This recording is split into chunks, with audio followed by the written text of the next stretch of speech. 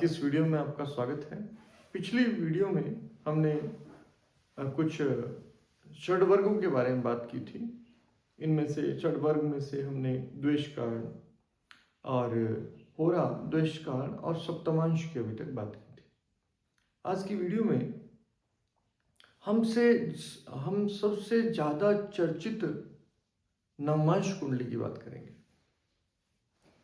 सबसे पहले तो हमें यह समझना होगा नवमांश क्या है। इसका बहुत सामान्य अगर शब्द आप समझेंगे तो नवमांश यानी कि नौवां हिस्सा। किसका नौवां हिस्सा?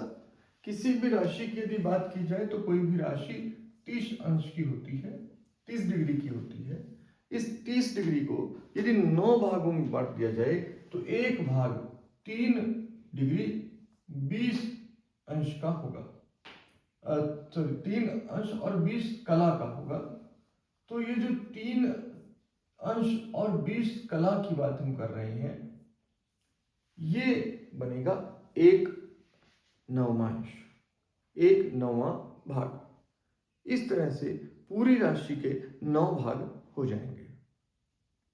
ये जो नवम भाग है, हमें ये देखना होगा जब हम जन्म कुंडली बनाते हैं, कुंडली में लग्न कौन सी जगह पहुंच गया है। लग्न अपने पहले 20 अगर 3 अंश 20 कला तक होगा तो उसका पहला नवमांश होगा, फिर दूसरा, तीसरा, इस तरह वो आगे बढ़ता जाएगा। नवमांश में कौन सी राशि लग्न में होगी, इसे हम चर, स्थिर और द्विस्वभाव राशियों से देखते हैं। पहली राशि चर होती है, दूसरी राशि स्थिर होती है और तीसरी राशि द्विस्वभाव राशि होती है। तो इस तरह से आप मेष, वृष और मिथुन, तो मेष चर राशि होती है, वृष स्थिर राशि होती है और मिथुन जो है द्विस्वभाव राशि होती है। सभी 12 राशियों को इसी तरह आप 3-3 के सेट में बांट सकते हैं, मेष से शुरू करके। अब यदि चर राशि हो तो अपने ही जिस राशि में जन्म हुआ है, यानी कि अगर आपका लग्न मेष है तो आपका पहला नवमांश मेष ही होगा, दूसरा वृष होगा, तीसरा, इस तरह से 9 तक जाएंगे। लेकिन अगर आपका जन्म स्थिर राशि में हुआ है तो जन्म से जो आपके लग्न की राशि है उससे 9वीं राशि तक जाएंगे। यानी कि यदि आपका मेष लग्न में जन्म हुआ है तो वृष लग्न में जन्म हुआ है, वृष लग्न एक स्थिर राशि है, तो यदि आपका स्थिर राशि में जन्म हुआ है तो आपको इसमें 9 जोड़ने होंगे। 9वीं राशि मतलब इससे 9 गिनने होंगे। अब अगर आप वृष से 9 गिने तो वृष, मिथुन, कर्क, सिंह, कन्या, तुला, वृश्चिक, धनु और मकर। तो मकर आपकी वृष से 9वीं राशि बनेगी, तो 9वीं राशि का पहला नवमांश होगा और फिर 9, 10, 11 इस तरह से 9 नवमांश होंगे। अगर हम द्विस्वभाव राशि गिने तो वह लग्न से 5वीं राशि होती है। जो भी आपकी द्विस्वभाव राशि होगी उससे 5वीं राशि पर जाएंगे। जैसे कि यदि मिथुन राशि है तो मिथुन से आप 5 गिनने पर मिथुन, कर्क, सिंह, कन्या और तुला, तुला आपका नवमांश, पहला नवमांश होगा, वृश्चिक दूसरा, इस तरह से गिनते हुए आगे बढ़ते हैं। यह है नवमांश कुंडली बनाने का गणितीय तरीका। जब नवमांश कुंडली बन जाए, ये आपको किसी भी ऐप से देख सकते हैं आजकल आप, नहीं तो ज्योतिषीय सॉफ्टवेयर बहुत सारे आते हैं उससे देख सकते हैं। ये आपकी जन्म कुंडली बनी है तो उसमें आप देखिएगा, आपको निश्चित रूप से नवमांश कुंडली अवश्य ही बनी मिलेगी। नवमांश कुंडली, अब आप बेसिक बात समझ गए। नवमांश कुंडली का मतलब है नवम अंश, और नवम अंश कितना होता है? 3 अंश 20 कला। आप अपने लग्न के अंश को देखिए, लग्न आपका कितने अंश पर है, उससे आपको पता चल जाएगा आप कौन से नवमांश में जन्म हुआ है। नवमांश कुंडली में लग्न में जो भी राशि लिखी होगी वो आपका नवमांशेश है, यानी कि नवमांश कुंडली का वो स्वामी है। अब नवमांश से देखते क्या है? सबसे पहले नवमांश कुंडली को बहुत ही विशेष महत्व दिया जाता है। दक्षिण भारत में तो नवमांश कुंडली का विचार, दक्षिण भारतीय विद्वान तो नवमांश कुंडली का विचार लग्न कुंडली की तरह ही करते हैं, और जो जो चीजें लग्न कुंडली से देखते हैं वही वही नवमांश से भी देखते हैं। उत्तर भारत में परंपरा थोड़ी अलग है। लेकिन अगर हम प्राचीन ज्योतिष सिद्धांतों को समझें तो नवमांश कुंडली को ग्रहों की आत्मा कहा जाता है। यानी कि लग्न में जो ग्रह दिख रहा है, लग्न में कोई ग्रह अगर आपको उच्च का दिख रहा है तो हो सकता है उसका फल उतना उच्च का ना रहा हो, उतना अच्छा फल ना आ रहा हो, और वो बहुत ही सामान्य फल कर रहा हो। ऐसा भी हो सकता है एक नीच ग्रह है कुंडली में, आपकी जन्म कुंडली में नीच ग्रह है, और जन्म कुंडली का नीच ग्रह बहुत अशुभ फल नहीं दे रहा है, बहुत अशुभ स्थिति में है कुंडली में, लेकिन वो बहुत अशुभ फल नहीं दे रहा है, न्यूनता आ गई है उसकी अशुभता में। इसका भी कारण नवमांश कुंडली में आप खोज सकते हैं।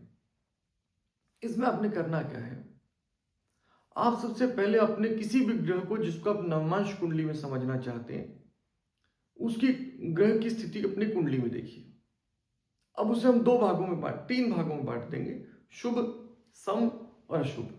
या तो आपकी कुंडली में कोई ग्रह शुभ स्थिति में होगा, या बिल्कुल सम स्थिति में होगा, यानी कि शुभ अशुभ मिश्रित फल दे रहा होगा, या वो अशुभ स्थिति में होगा।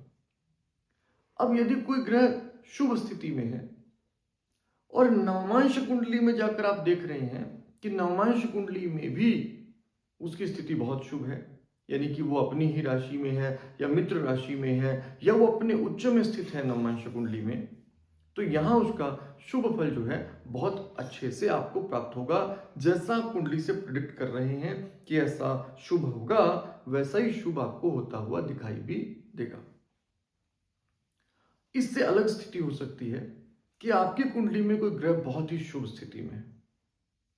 जन्म कुंडली की बात कर रहा हूं, आपकी जन्म लग्न कुंडली में बहुत शुभ है, लेकिन जब आप उसका नवमांश देखते हैं तो आप वहां पाते हैं कि वो ग्रह शत्रु की राशि में है, पाप ग्रहों से घिरा हुआ है, या तो फिर वो नीच राशि में है, या तो शत्रु क्षेत्रीय है और शत्रुओं के साथ भी है, मतलब शत्रु की राशि में भी और शत्रुओं के साथ घिरा हुआ भी है। इस तरह ग्रह के शुभत्व में कमी आती है। तो अब क्योंकि आपकी नवमांश कुंडली में ग्रह अशुभ स्थिति में है, तो आपकी लग्न कुंडली में उसका शुभत्व, ऐसा नहीं होगा कि लग्न कुंडली में वो अशुभ हो जाएगा, नहीं, लग्न कुंडली में वो शुभ स्थिति में तो फल तो शुभ ही होगा, लेकिन क्योंकि नवमांश कुंडली में वो अशुभ है तो ये शुभ फल आपको बहुत ही कम मात्रा में दिखाई देगा। आप कुंडली में क्या देखेंगे कि आपकी कुंडली में राजयोग बन रहा है और उस राजयोग के होने के बाद भी आपको अच्छे फल नहीं मिल रहे। आप वेट कर रहे हैं कब आपका भाग्योदय होने वाला है, वो दशा भी आ गई उस ग्रह की और बहुत अच्छा फल नहीं हो रहा है। इसका एक कारण ये हो सकता है। तो शुभ ग्रह अपनी शुभत्व को कम कर सकता है, ये तो बहुत ही कम हो सकता है उसका शुभत्व। ये तो हो गई एक स्थिति। अब इसके अलावा दूसरी स्थिति हो सकती है। दूसरी स्थिति क्या है कि कोई ग्रह समस्थिति में है। अब यदि वो नवमांश में शुभ स्थिति में हो तो उसके शुभ फल अधिक प्राप्त होंगे, और यदि वो अशुभ स्थिति में हो तो उसके अशुभ फल अधिक प्राप्त होंगे। अगर कोई ग्रह कुंडली में नीच है, पाप प्रभावी है, अशुभ फल दे रहा है, और नवमांश कुंडली में अगर आप देखें कि वो उच्च का है, मित्र क्षेत्रीय है, शुभ ग्रहों से युक्त है, तो वो बहुत ही शुभ फल देगा। तो नवमांश में किसी ग्रह के बलाबल का अगर विचार करना है, किसी ग्रह के शुभत्व का विचार करना है, तो यहाँ आपको दो तीन चीजों पर बहुत ध्यान देना होगा। सबसे पहले वो ग्रह नवमांश कुंडली में 6, 8, 12 में तो नहीं है। यदि वो 6 और 8 में है तो थोड़ा अशुभ प्रभाव हो सकता है, उसके शुभत्व में कमी आएगी। दूसरा, अगर वो नवमांश कुंडली के केंद्र त्रिकोण में है, इन 4 स्थानों पर और त्रिकोण में है, तो उसका शुभ फल बढ़ेगा। यदि वो मित्र राशि में है तो शुभत्व अधिक होगा। यदि उसका, अगर आप पाएंगे कि वह अपने मित्रों के साथ है, उच्च राशि में है, मित्र राशि में है, शुभ ग्रह बहुत अधिक संख्या में उसके साथ है, तो निश्चित रूप से उसका शुभ फल बढ़ेगा। तो यहां शुभत्व में वृद्धि होगी। ये तो हुई नवमांश की बात कि ग्रहों के बलाबल का विचार करना है। तो इसीलिए नवमांश को ग्रहों की आत्मा कहा जाता है। यदि नवमांश कोई ग्रह फल ठीक ठीक दे पाएगा या नहीं दे पाएगा ये समझना हो तो उसे उसके भीतर से देखना होगा और उसका भीतरी तत्व जो है वो नवमांश से जाना जाता है। तो सबसे पहले तो ग्रहों के शुभ अशुभत्व का विचार होता है इससे। दूसरी चीज हम इसे देखते हैं कि वैवाहिक जीवन को कैसे देखना है। यदि विवाह की स्थिति का हम विचार करें तो लग्न से विवाह का विचार करने पर हम क्या पाएंगे कि नवमांशेष जितनी शुभ स्थिति में हो, नवमांशेष जितनी भी शुभ स्थिति में हो उतना ही वैवाहिक जीवन अच्छा रहता है। पुरानी विद्वानों का मत है नवमांश कलत्र सौख्यम, यानी कि नवमांश से हमें पत्नी का सुख या पति का सुख देखना है। तो असल में नवमांश क्या है? सप्तम भाव का विस्तृत रूप है, यानी कि आपका वैवाहिक जीवन कैसा जाएगा। अगर हम जैसे कि वर्ग विभाजन से देख रहे हैं, सप्तमांश जो है जैसे कि संतान के विचार के लिए बहुत बढ़िया है। मतलब सप्तमांश जो है वो पंचम जो हमारा भाव है उसका विस्तारित रूप है। द्वेषकांड जो है वो तृतीय भाव का विस्तारित रूप है। होरा जो है वो द्वितीय भाव यानी कि धन भाव का विस्तारित रूप है। इसी प्रकार से नवम भाव जो है वो सप्तम कुंडली के 7वें भाव का जो पत्नी का भाव होता है, सप्तम भाव, उसका विस्तारित रूप है। तो अगर आपको सप्तम भाव को ठीक से समझना हो तो नवमांश को देखना होगा। नवमांश में यदि आपकी कुंडली, आप कुछ लोगों के देखेंगे कि सप्तम भाव बहुत शुभ स्थिति में नहीं है पर उनका वैवाहिक जीवन बहुत अच्छा जा रहा है, तो इसके लिए आपको गहनता से समझना होगा नवमांश को। यदि नवमांशेष अपनी ही राशि में है, उच्च राशि में है, या तो मित्रों के साथ है और त्रिकोण में है, केंद्र त्रिकोण में है नवमांश के, या नवमांशेष नवम भाव में ही बैठा, नवमांशेष लग्न में ही, नवमांश लग्न में ही बैठा है, तो ऐसी स्थिति में वैवाहिक जीवन काफी अच्छा रहता है। नवमांशेष जितना ज्यादा शत्रुओं से युक्त होगा, जितना ज्यादा पाप ग्रहों से युक्त होगा, उतना वैवाहिक जीवन अशुभ जाएगा। अगर नवमांशेष शुभ ग्रह है और शुभ ग्रहों से युक्त है तो पत्नी जो है वो बड़ी सॉफ्ट नेचर की होती है। पति या पत्नी जो भी सॉफ्ट नेचर का होगा। आपका जीवन साथी बहुत ही सौम्य स्वभाव का होगा। यदि वो कठोर ग्रह है, क्रूर ग्रह है और क्रूर ग्रहों से युक्त भी है तो आपका जीवन साथी थोड़ा कठोर स्वभाव का होगा। तो एक तो यहां स्वभाव भी निर्भर करता है कि आपके जीवन साथी का स्वभाव कैसा होगा। दूसरा, आपका वैवाहिक जीवन का सुख कैसा होगा।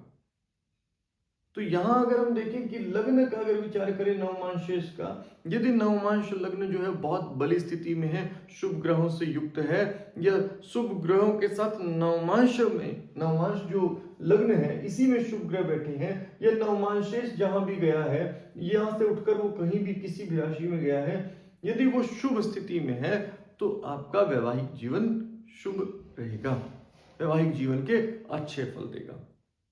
जब भी आप किसी वर्ग का विचार करते हैं तो आपको लग्न और उस भाव के वर्ग का, दोनों का विचार करके ही उचित फलादेश करना चाहिए। तो ये बताया मैंने नवमांश के बारे में। आज की वीडियो में इतना ही। अगली वीडियो में अगले किसी टॉपिक पर बात करेंगे। तब तक आपका दिन शुभ हो। धन्यवाद।